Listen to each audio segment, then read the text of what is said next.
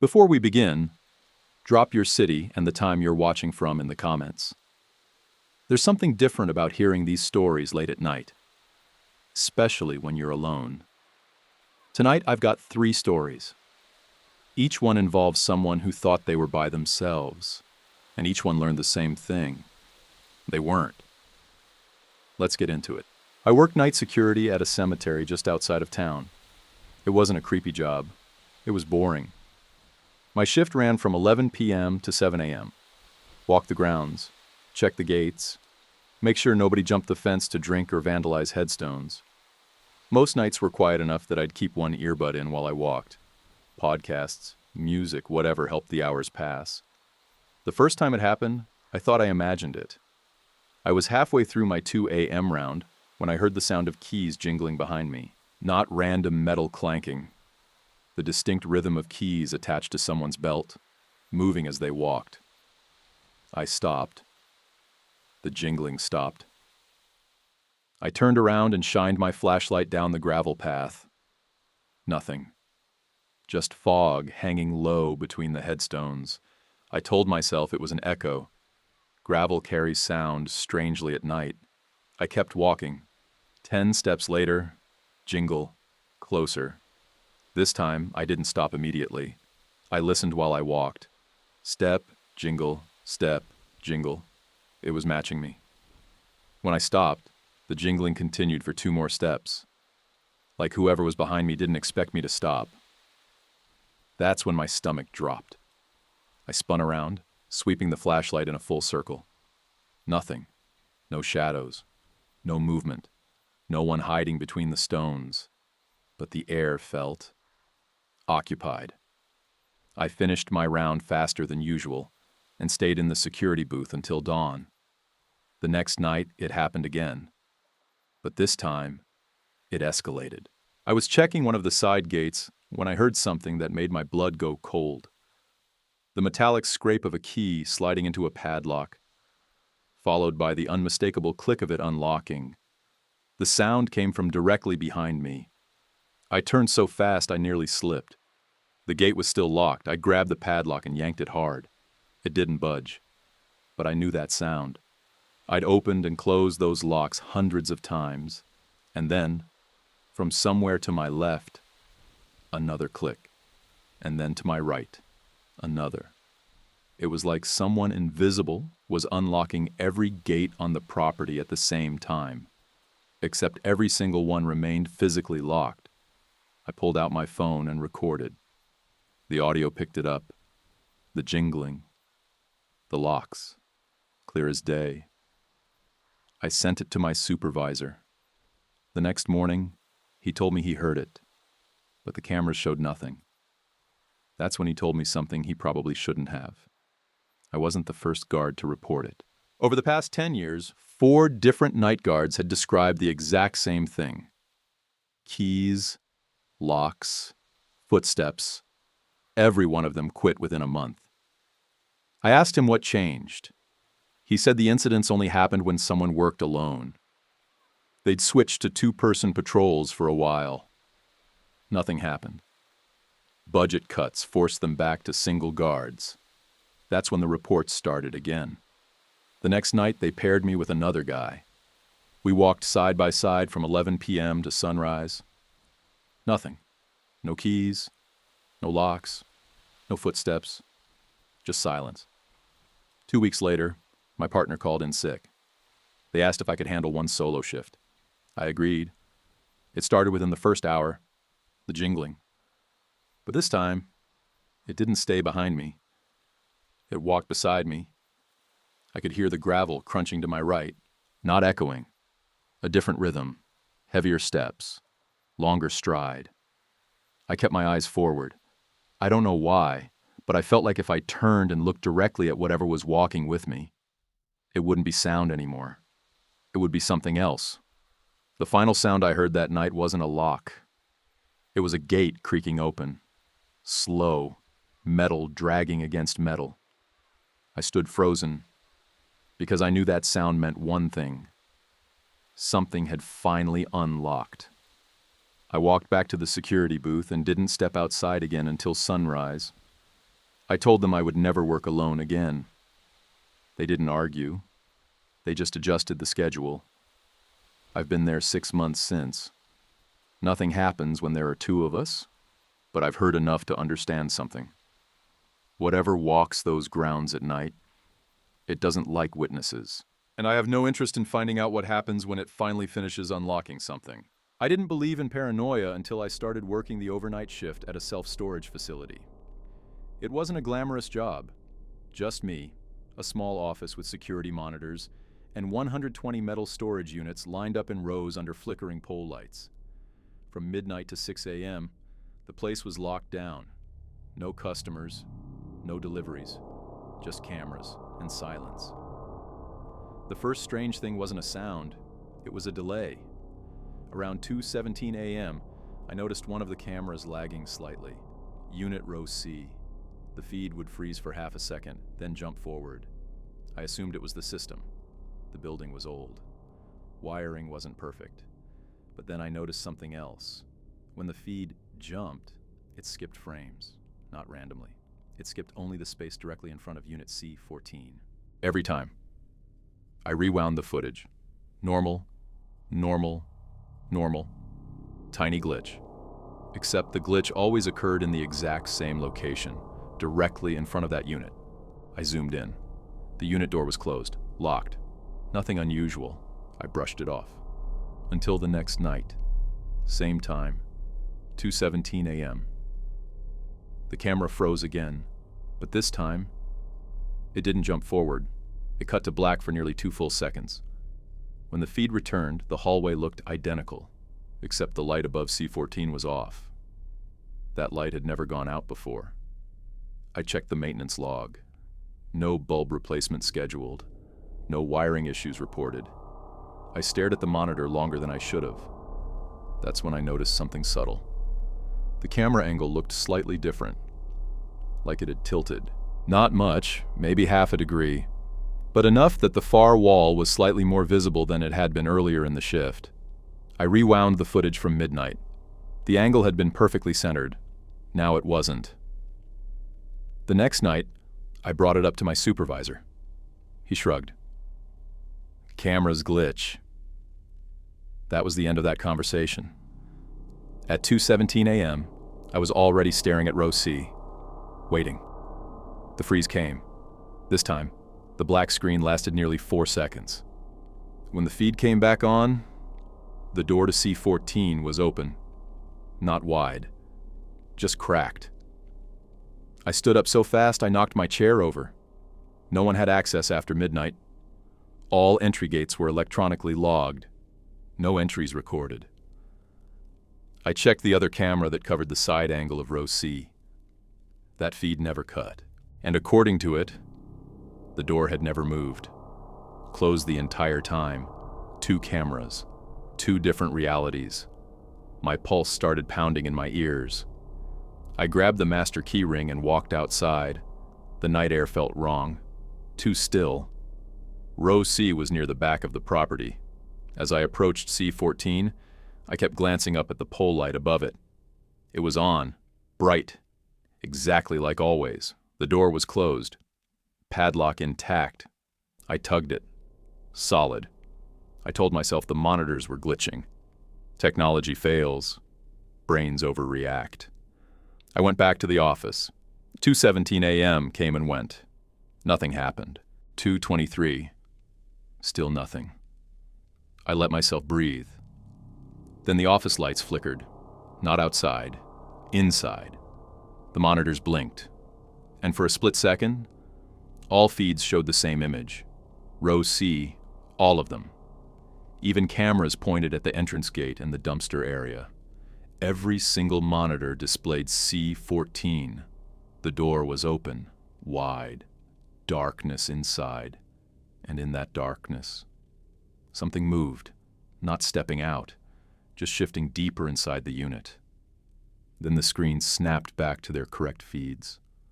All normal, all silent.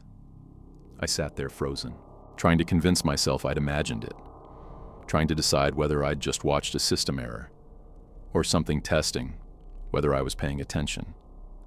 The next shift, I didn't wait for 2:17. I started reviewing archived footage, scrolling back through weeks, months. Every single night at 2:17 a.m., the same micro glitch occurred in front of C14. Always small, always subtle, but increasing. Earlier footage showed barely a flicker. Recent nights showed longer cuts, longer black screens, like whatever was happening was learning how long it could interrupt the feed without triggering alerts. Then I found something that made my stomach drop. 3 weeks earlier, at 2:17 a.m., the black screen lasted 12 full seconds. When the image returned, there was a shadow in front of C14, tall, perfectly still, not casting from anywhere, just occupying space. I checked the entry logs from that date. Nothing.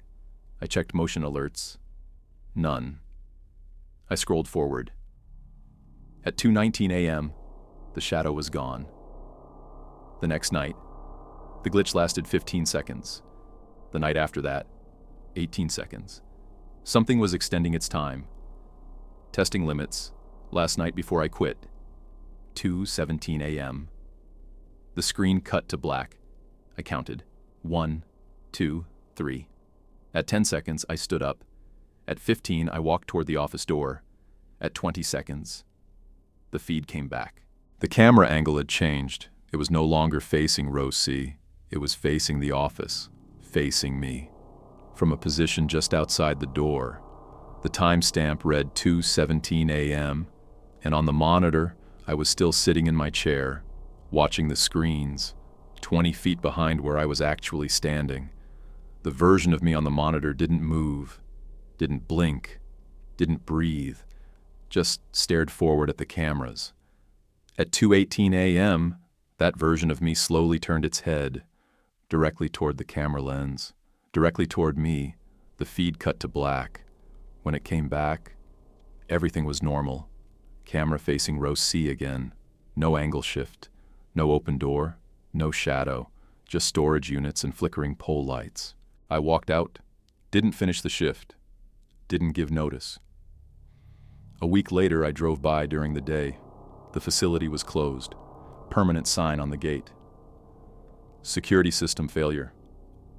They tore the building down 3 months later. I still wake up sometimes at exactly 2:17 a.m., and for a few seconds before I fully open my eyes, I feel like something is watching me, waiting for its feed to reconnect.